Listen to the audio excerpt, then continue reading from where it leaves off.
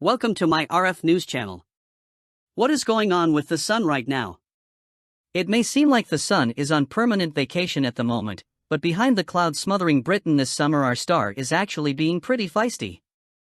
Just this week, a solar flare fired towards Earth knocked out radio communications across North America, while last month a cannibal coronal mass ejection headed our way. So, what's going on? The sun is a very active and dynamic object, says Athelia Wibisono, an astronomer at Royal Observatory Greenwich.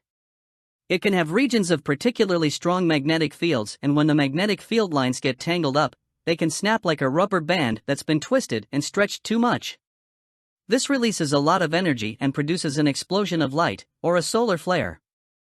Solar flares appear as localized bright flashes of light that can last for minutes and even hours. But solar flares don't just emit visible light, they also release radiation from the rest of the electromagnetic spectrum, such as ultraviolet light and X-rays. These emissions of electromagnetic radiation travel at the speed of light and so reach the Earth about 8 minutes after they have left the sun. That isn't long, but when it comes to coronal mass ejections, or CMEs, there's a bit more notice. Coronal mass ejections can occur with a solar flare, but they can also happen independently, says Athelia. CMEs are more than just a bright flash of light. They are huge bubbles containing billions of tons of material and magnetic field from the sun's outer atmosphere, or corona. CMEs directed for the Earth can take anywhere between 15 hours and several days to reach our planet depending on how quickly they are traveling.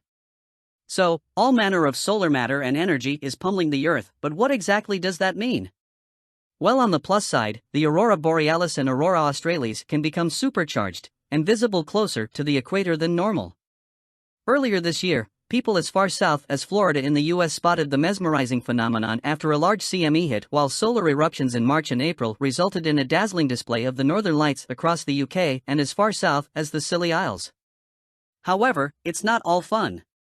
As witnessed this week, solar flares and CMEs can cause communication problems on the ground.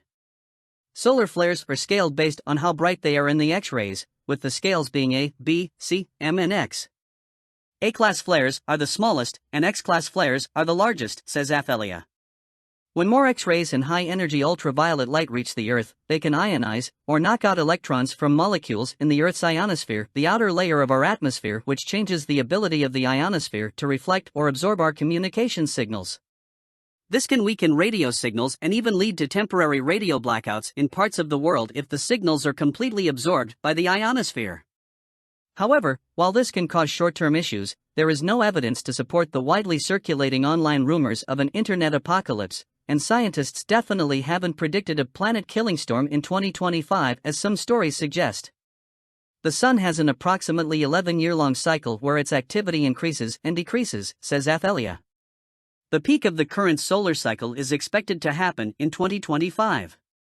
As we reach solar maximum, the sun's magnetic field gets more complicated and increases the likelihood that they will get tangled, which means the sun will release more flares. We can expect to see fewer flares once we've passed solar maximum. And if you want to see one, well, of course, everyone knows better than to look at the sun. Thankfully, NASA shares near real-time images and daily videos of the solar surface, so it's easy to catch a glimpse of recent activity. While it can be tricky to predict exactly when they'll occur, expect more frequent events between now and the solar maximum. Solar flares is associated with sunspots, which astronomers can easily see. The number of sunspots also increases. The solar cycle moves towards its maximum. Sunspot numbers are currently at a high not seen since the sun was on the verge of launching the great Halloween storms of 2003.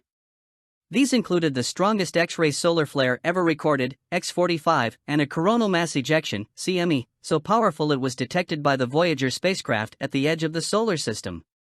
As always, space never fails to wow. Source: Metro.com. Please like, share and subscribe. Thank you for watching.